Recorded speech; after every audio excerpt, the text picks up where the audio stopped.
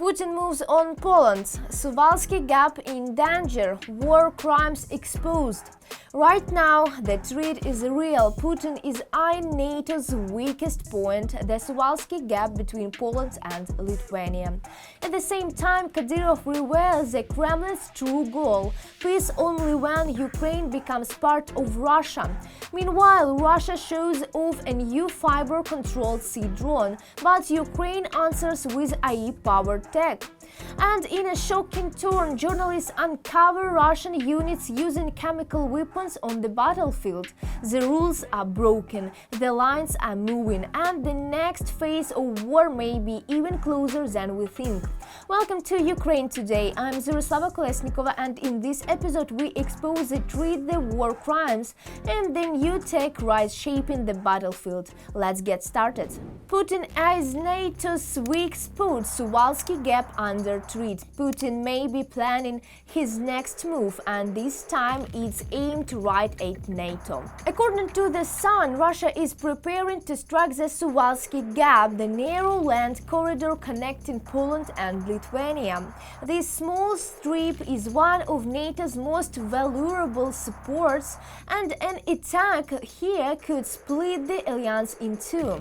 Is this just a threat or a real plan in motion? Full story in our report.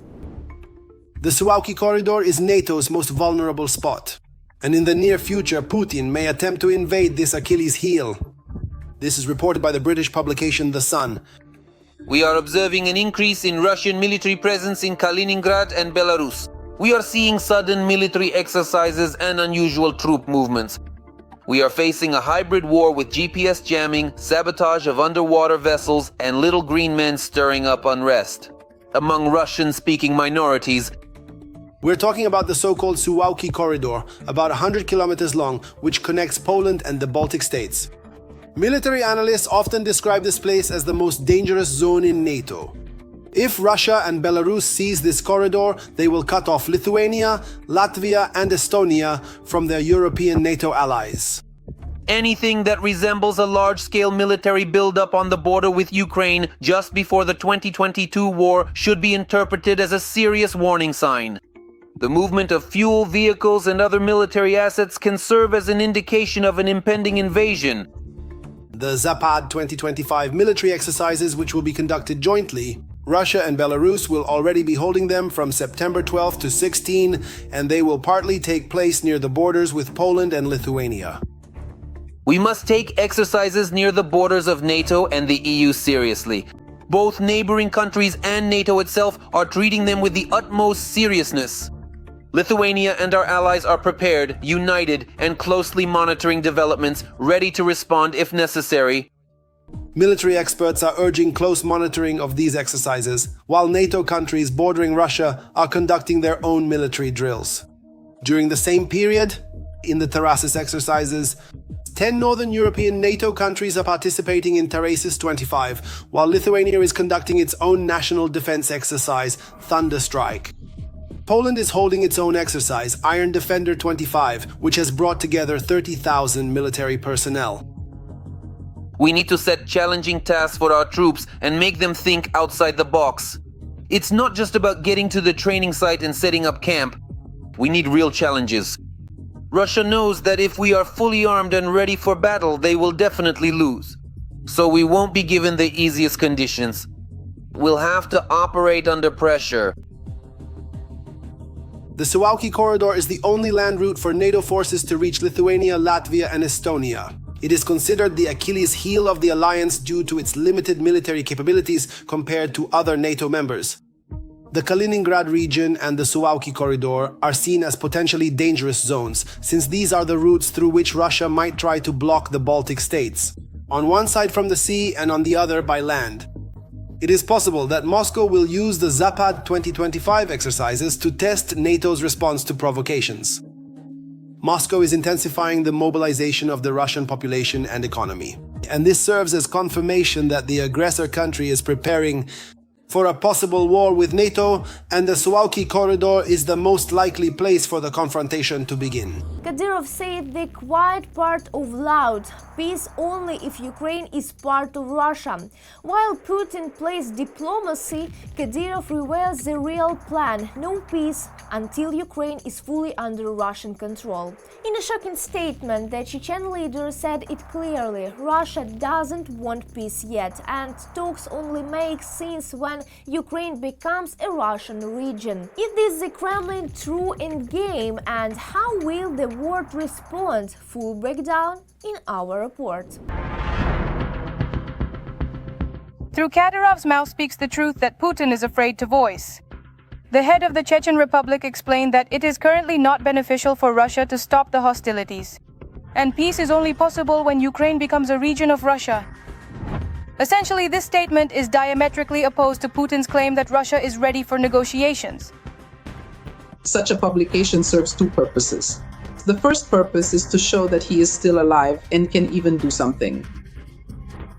And the second purpose is to show that supposedly in Russia there aren't just, basically Putin, who is even ready to give up parts of the Zaporizhzhia and Kherson regions, which they've already included in their constitution. But there are also so-called hawks to whom you won't hand over all of Ukraine. But it's to highlight that Putin isn't so bad after all. So that, first and foremost, there is something to show Trump. Kadyrov claims that he is not a supporter of stopping hostilities in the area that the Russian occupiers call the Special Military Operation Zone, and a ceasefire there is currently not beneficial for the Russians. This is precisely an attempt to show that Putin is still relatively sane, but he has some truly insane people around him. So he is the one restraining these completely insane people. And so on the one hand, we see this nonsense that Kadyrov is spouting, and on the other hand, we see some kind of a super mega godfather cat in Moscow just to show, look at the kind of completely insane people with crazy demands we have. Ukraine and Kadyrov's crazy ideas don't end there. Not long ago, he claimed that the American president, Donald Trump, is a Chechen. After the actual failure of the negotiations in Anchorage, and after the demonstrative performance in China, I don't think Trump will go for direct talks with Putin anytime soon. Yes, maybe if it works out, he'll arrange a meeting for three, Putin, Zelensky, and himself, Trump. But I don't think he'll go for direct talks with Putin. Ramzan Kadyrov is a service dog who obediently follows his master's orders and gets his bone for it. Moreover, it doesn't really matter to him who gives him that bone, whether it's one master or another. If something happens to Putin, then Kadyrov's armed bandits could play a certain role in the redistribution of power after Putin. And they could benefit one of the groups that will be fighting for power. Nevertheless, no matter how you look at it, everything Kadyrov does comes from Putin. And what the Kremlin master cannot say or show himself is done for him by his dim-witted servants, likely without much thought. Every voice matters. Join our community, support independent journalism, and help us bring you the truth from Ukraine. Become a member of Ukraine today. Join us now. Russia unveils fiber-controlled sea drone, but Ukraine goes full AI. Russia just introduced its newest sea drone, the Ushkunik, controlled by fiber optic cable. Claimed to the surf the Black Sea Fleet, its kamikaze-style drone can carry FPV drones and target Ukrainian vessels. But experts say fiber control means limited range and outdated tech. Meanwhile, Ukrainian engineers are way ahead, putting the finishing touches on the next-gen AI-powered drone. No wires, no limits. From outdated to cutting-edge, the drone war is evolving fast. Full story in our report. New technologies, new challenges, artificial intelligence, having conquered advanced gadget users, is now being widely used in warfare as well. Today, almost no modern drone is produced without this technology. Naturally, Ukrainians are among the leading UAV designers as well. Our developers are already actively testing a new interceptor drone. The Ukrainian company Varta is working on implementing an autonomous system for detecting and tracking enemy reconnaissance UAVs and FPV drones for interceptor drones based on artificial intelligence. Certain components of artificial intelligence systems are indeed already being used in the war that Russia has unleashed against Ukraine. Ukraine is defending itself with technologies that help save human resources, especially when it comes to time. Ukraine is actively defending itself by strategically utilizing advanced technological components that significantly maximize the operational efficiency of their drones, especially during the critical final meters of their approach to the designated target, precisely when precise control over the aerial device is already beginning to be lost. It is reported that the drone will be called Varta Dozor A1 and is already in the final phase of testing. Its main task will be to destroy Russian strike UAVs, which are launched daily against peaceful cities in Ukraine. We are talking about Geranias, Gerbers, Parvodias, and other drones. Overall, as of today, Russia is capable of producing and deploying between 5,000 and 6,000 drones per month. The largest attack we have previously seen involved up to 500 drones, but in order to carry out such an attack, Russia needed at least 3 to 4 days to accumulate them. It has been stated that the Dozor A1 will be able to independently detect and destroy enemy FPV and reconnaissance UAVs, even under Russian countermeasures. In other words, the drone can be used directly on the front line, where there are targets for it literally every minute, since Russia has significantly increased its use of drones recently. After the successful strike, the enemy aircraft or drone immediately detonates, and its destructive shrapnel effectively destroys the enemy UAV, rendering it inoperable. However, as they say, drone warfare one-on-one still allows for the possibility of a miss. No matter how hard artificial intelligence tries, some Russian drones are also equipped with countermeasures. That's why engineers are already working on improving the Dozor A1.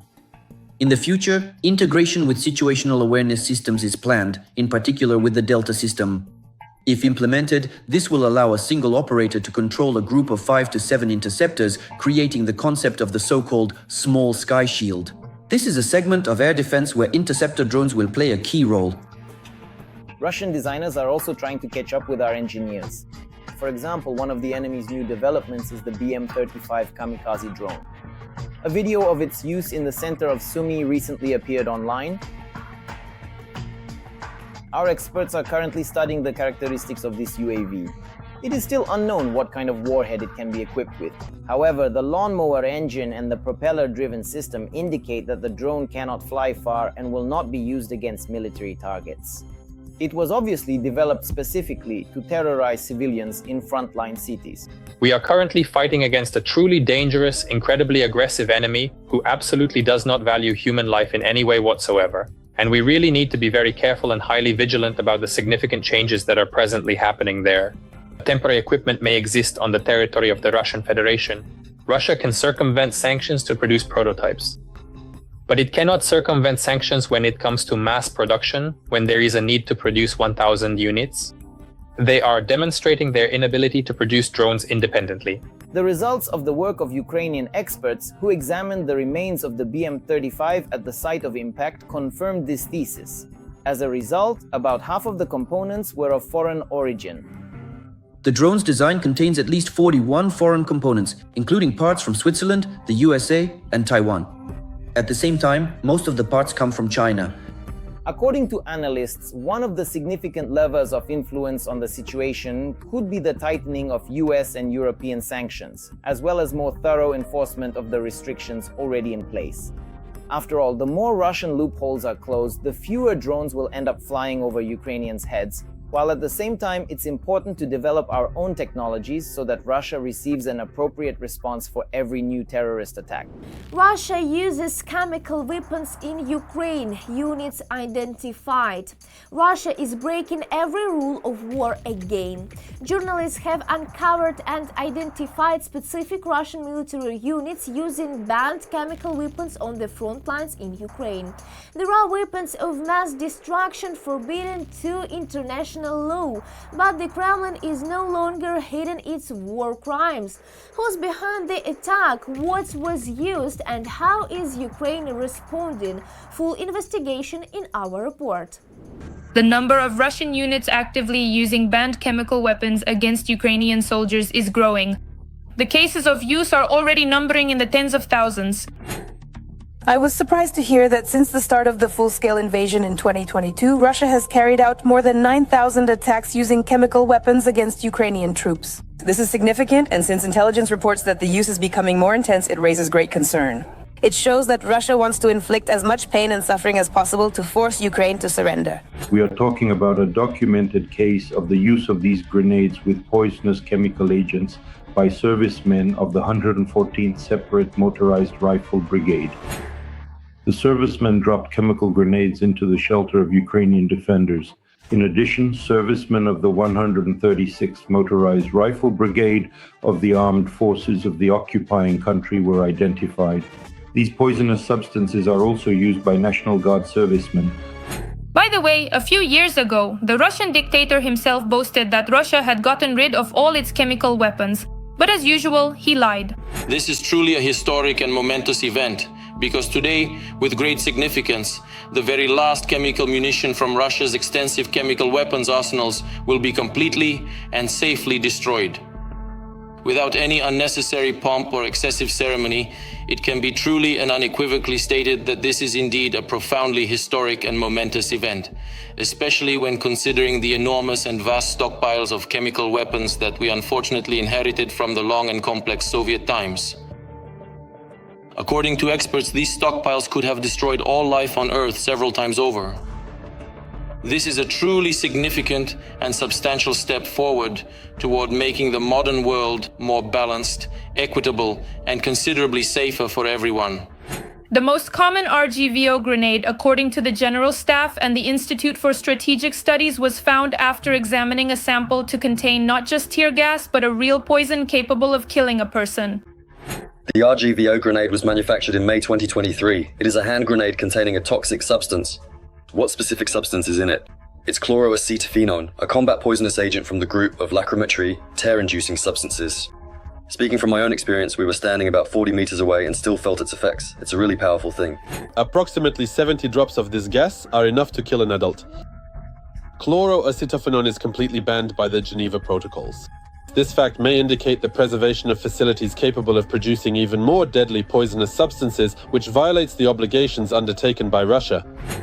The RGV is produced by the National Research Institute of Applied Chemistry in the Moscow region, whose management apparently takes pride in their illegal developments.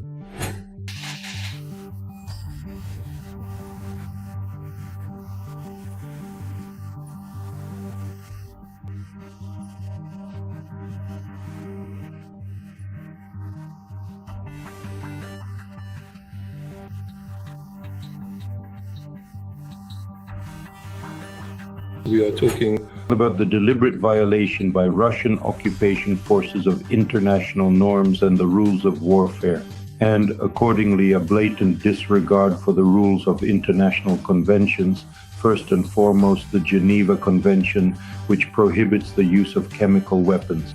Sergeyev Posad has been struck several times already, after which there was an impressive detonation of the weapons produced there, but the institute did not cease its operations. That's the kind of mushroom cloud that's forming. There was some kind of explosion, and now this mushroom cloud is rising. Oh, how frightening! One of our most valuable assets is that we have our own testing range. Well, probably in Malayniki, where Gremyachi is, that's where our testing range is, almost 600 hectares. It really saves us in the sense that we have a very short time from developing a product to testing it. As a rule, everyone else has to go somewhere far away, all the way to Angertsen and so on. That means you have to spend a lot of time transporting the product, but this allows us to resolve issues very quickly and efficiently. Moreover, even Russian television has reported on the war crimes committed by its own army. Here you can clearly see the gas mask that was hanging on the machine gunner and also the various ammunition boxes. Here is the gas grenade that we just dropped. There have been about 2,500 recorded cases of Ukrainian servicemen seeking medical attention with symptoms of chemical poisoning of varying severity. Meanwhile, Russian media engaged in their usual wordplay and claimed that it was Ukraine staging provocations in order to, as usual, blame Russia. The possibility of yet another anti-Russian provocation involving the use of Western-made toxic substances cannot be ruled out. so that they can then initiate a new campaign within the structures of the United Nations and global organizations, accusing our country of allegedly deliberate use of chemical weapons. But the Russian authorities can only lie to their own citizens. Because when there is both video evidence of the use and even physical samples of the banned weapons, all the chatter of Russian propaganda seems especially unconvincing. That's all for today on Ukraine Today. If you want the truth loud and clear, like, comment and subscribe to stay informed with us. And most importantly, become a sponsor and join our team. Your support helps us expose war crimes, track threats and defend Ukraine's voice on the world stage. Stay informed, stay strong and stay with Ukraine.